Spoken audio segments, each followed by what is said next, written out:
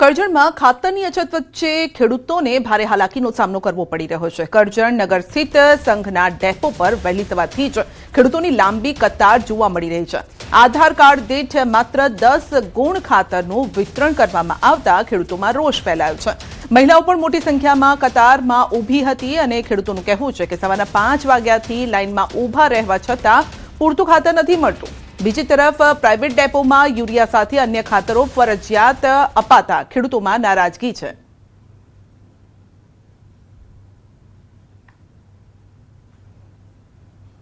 ખાતર લેવા આવ્યા છે 2 દિવસથી ધક્કા ખાઈ જાય। કાલે 6 વાગે આવીને બેઠેલા અમે લોકો, ઓછામાં ઓછી 150 થી 200 લોકો હતા।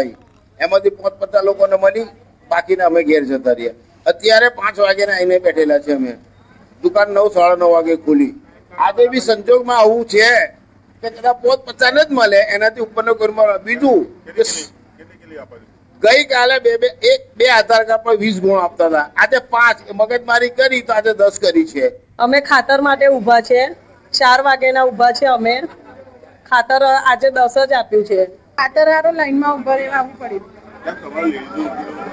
લાઈનમાં એક જણને એક આધાર કાર્ડ પર 10 જ આપે છે, તો પછી જોઈએ વધારે તો આપણે લેવા આવવું પડે ને।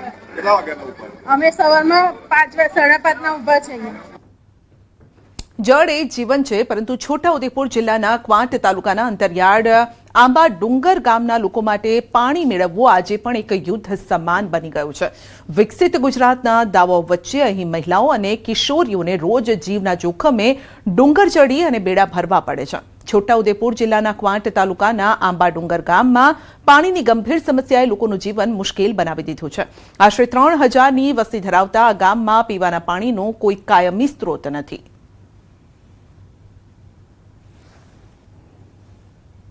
આંબા ડુંગર ગામ છે। આ ગામની અંદર પાણીની ખૂબ જ મોટી સમસ્યા છે। વાત કરીએ ત્યારે પટેલ ફળિયું અને જે માથામાં ઉડું ફળિયું છે એ ગામની અંદર લોકોને ખૂબ જ મુશ્કેલી પડતી હોય છે।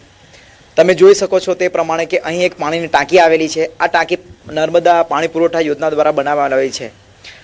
આ જે યોજના છે, આ યોજનાનું પાણી કચ્છ સુધી જતું હોય, પરંતુ અહીંથી નર્મદાનું અંતર ગણીએ તો 2 થી 3 જ કિલોમીટર છે, પરંતુ અહીં પાણીની ખૂબ જ મોટી સમસ્યા છે। અમારે બહુ દૂર છે, પાણી ભરવા આવવાનું છે, ડુંગર ઉતરીને આવવાનું છે, ચડીને જવાનું છે। અમારે બહુ તકલીફ છે ખાડામાં પાણી લેવા આવવાનું। નાના નાના છોકરા છે તેમને મૂકીને આવવાનું।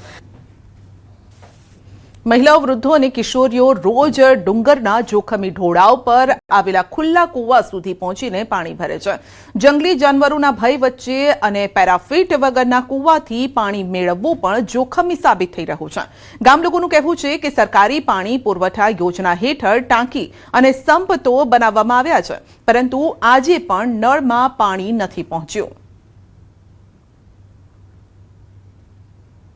આ ગામમાં પાણીનો બહુ તકલીફ છે। પાણી લેવા આવે તો જાનવરો પણ અહીંયા આવે છે, કાંઈ પાણી નથી મળતું એટલે જાનવરો પણ અહીંયા જ પાણી પીવા આવે છે। તો ઘણી બધી બીક છે પાણી પીવા આવવાનું। ટાંકી તો બનાવી પણ પાણી નહીં આવતું। એમાં બધે ગામે ગામે પાણી છે, પણ અમારા આંબા ડુંગરમાં તો બહુ પાણીનું તકલીફ છે। પાણી જ નહીં આવતું, પાણી જ નહીં મળતું।